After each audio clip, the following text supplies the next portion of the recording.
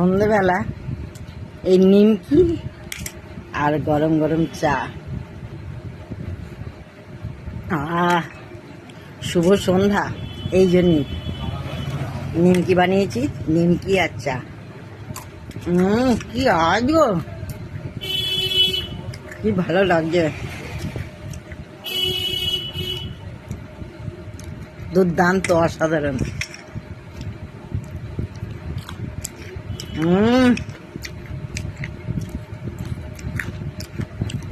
আর পুরো ফাটাফাটি। আর গরম গরম দুধ চা, গরম গরম দুধ চা।